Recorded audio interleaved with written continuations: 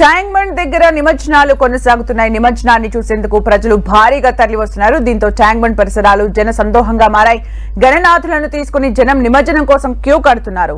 భక్తులు వినాయకుడికి వీడ్కోలు పలుకుతున్నారు. ఆటపాటలతో సందడి చేస్తున్నారు. Tank bund, NTR mark, necklace road, Prasad IMAX మొత్తం జనంతో నిండిపోయాయి. అటు ఎంజే మార్కెట్ నుంచి గణనాథులు తరలి వస్తున్నారు.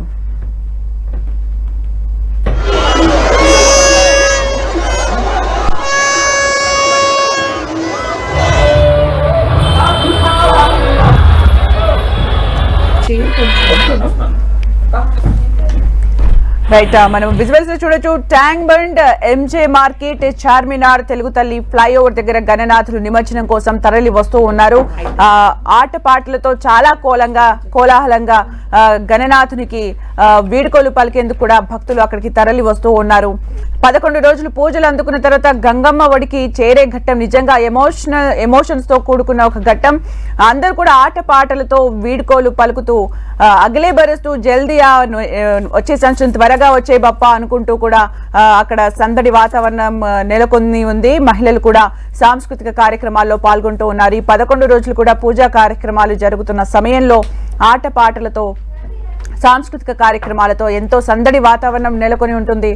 స్పిరిచువల్ గ్యాదరింగ్స్ అనేవి డెఫినెట్ గా ఒక పాజిటివిటీని అయితే తీసుకొస్తాయి. చాలా మంది కూడా ప్రాక్టికల్ గా అలాంటి వాటిని ఎక్స్పీరియన్స్ చేస్తూ ఉంటారు. మనం విజువల్స్ లో చూడొచ్చు. అంటే ఈ రోజు అంటే వినాయకుడి నిమజ్జనం అనేది నిజంగా హైదరాబాద్ ఒక ట్యాంక్ బండ్ దగ్గర ఒక ఐకాన్ గా కూడా మనం చెప్పుకోవచ్చు. మనము విజువల్స్ లో చూడొచ్చు. లిబర్టీ, ట్యాంక్ బండ్, అలాగే ఎంజే మార్కెట్, తెలుగు తల్లి ఫ్లైఓవర్, ఇవి మొత్తం కూడా ఒక రకంగా చెప్పాలంటే ఎంతో కలర్ఫుల్ గా కనిపిస్తూ ఉంటాయి. మనం విజువల్స్ లో చూడొచ్చు.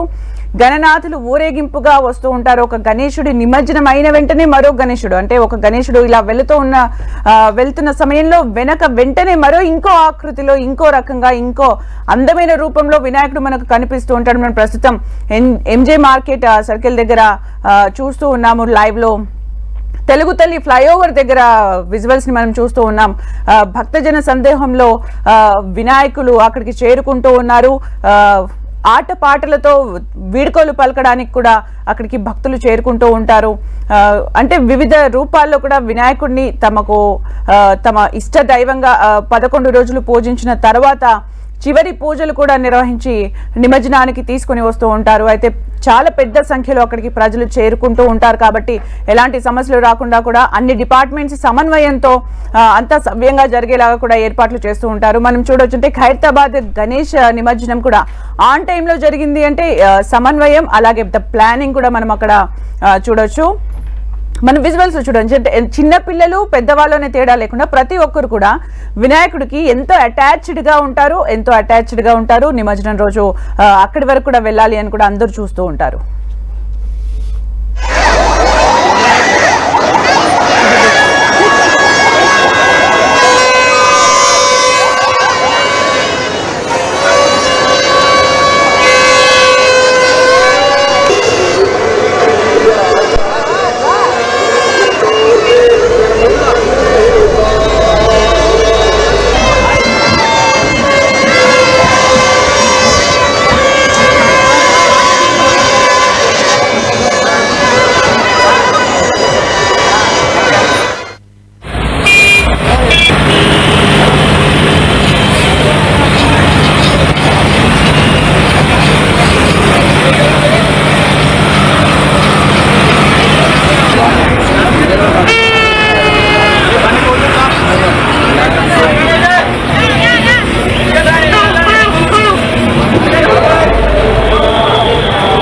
హైదరాబాద్ లో అంటే 11 రోజు పూజలు అందుకున్న తర్వాత చివరి రోజు నిమజ్జనానికి కూడా పెద్ద సంఖ్యలో భక్తులు ఊరేగింపుగా తీసుకెళ్లి నిమజ్జనం కార్యక్రమంలో పాల్గొంటూ ఉన్నారు.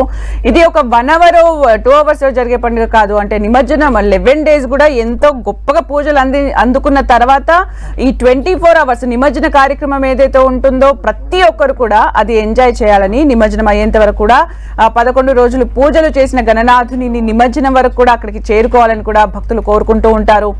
కన్నుల పండుగగా ఉంటుంది. నిజానికి డైరెక్ట్ గా చూస్తే కన్నుల పండుగ ఉంటుంది. టీవీలో కూడా మనం చూడొచ్చు. వివిధ సర్కిల్స్ లో గణనాథులని తీసుకెళ్తూ ఉంటే ఒక గణనాథుడు ఒక రకంగా ఒక కలర్ఫుల్ వాతావరణాన్ని కనిపిస్తూ ఉంటే, నిమజ్జనమైన వెంటనే మనకు వెంటనే ఇంకొక గణనాథుడు ఇంకో రకంగా ఇంకో కలర్ఫుల్ గా కనిపిస్తూ ఉంటారు. ప్రతి ఒక్కరు కూడా చాలా సంతోషంగా ఈ ఉత్సవాల్లో పాల్గొంటూ ఉంటారు.